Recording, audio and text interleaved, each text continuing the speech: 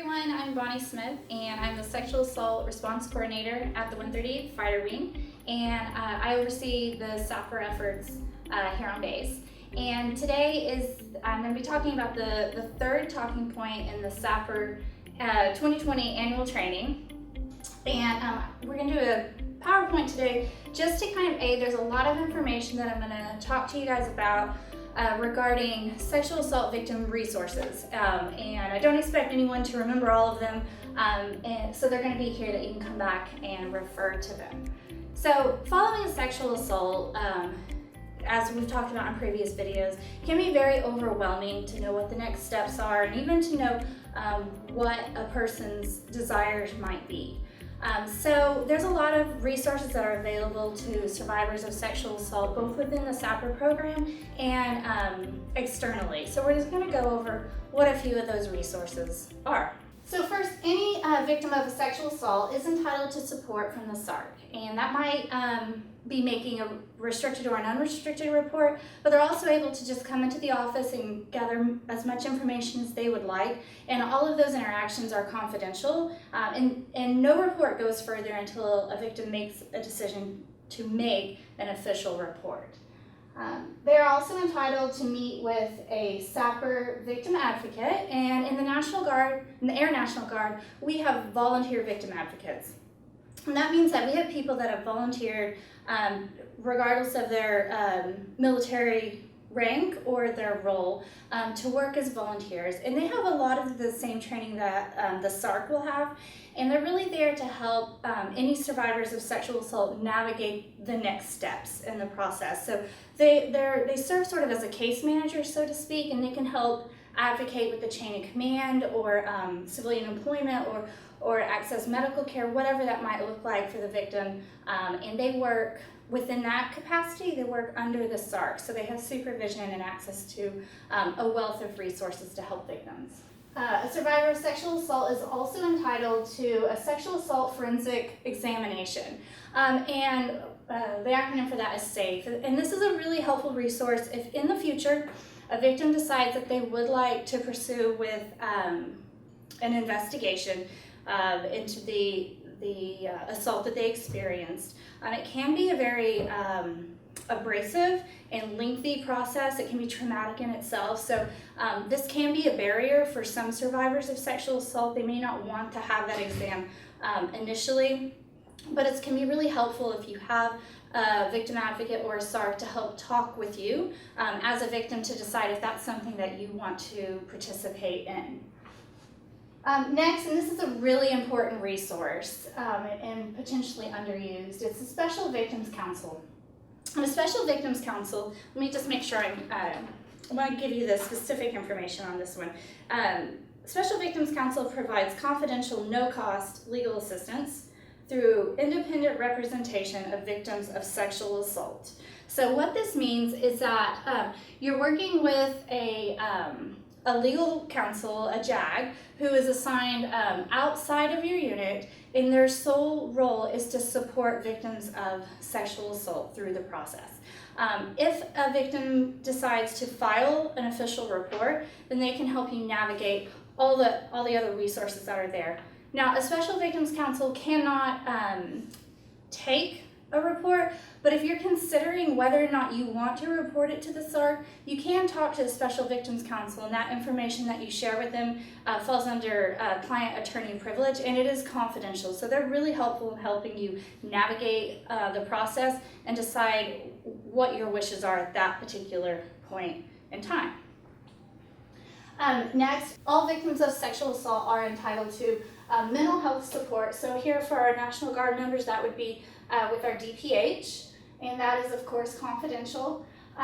In terms of civilian employees, you would be entitled to visit with the Employee Assistance Program, and I would be more than happy to share more information about that if you're interested. If you would not like to access the on-base facilities that we have, the SARC and the victim advocates can also help link you in with the local counseling resources in our area. And of course, all mental health providers do provide confidential and privileged information. There are some limitations to that, and they would be sure to explain those to you when you meet. You're also entitled to use Military OneSource. This can be a great resource, and a lot of our members really like using Military OneSource. It is important that you know that Military OneSource is a mandatory reporter for sexual assault. So if you do report to Military OneSource, it will be an unrestricted report. Next, you have access to our chaplains. This is a really great resource as well because our chaplains have a really special confidentiality and privileged agreement when speaking with members. Everything you share with them will be treated as confidential. And lastly, you can always call the Department of Defense SAFE helpline, and that's for military and civilians. And here is the contact information for them. For any members that have decided to make an unrestricted report, there are some additional resources available to them, and that's because of the nature of an unrestricted report. Because an investigation is going to take place, it may be that that member needs access to some additional resources that will assist their immediate and ongoing welfare. So one of those tools that is available is an expedited transfer, and we're looking at helping a member access an expedited transfer to reassign them to a new unit if they're really needing protection from the perpetrator, the alleged perpetrator, or if there's issues of reprisal or retaliation, which we'll talk about at a later time. We also have access to support members to get a military protective order or a civilian protective order. So a military protective order is a tool that can help enhance the victim's safety by notifying the alleged perpetrator that they are to have no contact with the individual. However, it's important to know that civilian counterparts do not have to enforce a military protective order. So if the concerns for in this particular case is about the victim's safety off base, then we would be able to work with our civilian counterparts to get a protective order. If you need any information about how to access either one of these resources, please give me a call or speak to your chain of command, and we'll be able to help assist you through that process. And then the last resource that a survivor of sexual assault may like to access would be a non-rated period. So as we've talked about before in this series of videos, a sexual assault can really undermine all aspects of a person's well-being and their levels of functioning. So if we find that the survivor is having a difficult time with their work habits and it's affecting their rating, we would be able to request a non-rated period. And again, that's something that the SARC or victim advocate would be able to support anybody through that process to get authorization for that. So the last resource that I want to talk to you about today is the CATCH program. The CATCH program is fairly new to the Air Force, and it provides a victim who has previously filed a restricted report the opportunity to confidentially and anonymously submit information about an alleged offender and the incident to military criminal investigators with the goal of identifying serial offenders. So what that means is that participation in the CATCH program is completely voluntary.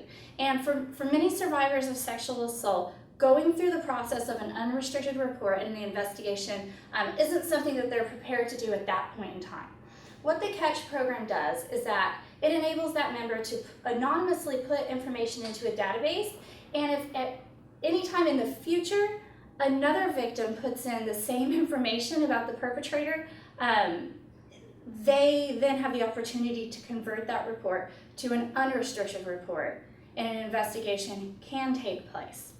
So this can be a really helpful tool for some survivors that later on down the road, they find that the same perpetrator has committed a sexual assault against somebody else. And that might be just what they needed to change what their wishes are and to pursue an investigation. So what will happen is if there is a match in the CATCH program, the SARC will notify the victim and give them the opportunity to change their report. If they choose not to, that's okay. And what's really important about this is that the victim does not have to enter their personal information in the CATCH database other than contact information. So you can put as much or as little details about the offense in there, and that may be just what was needed to generate enough information for OSI to pursue the case in the future. So that's all I have for you today on resources. If you'd like any more information at all, as always, please contact me in the SAPR office or contact your chain of command. Thank you.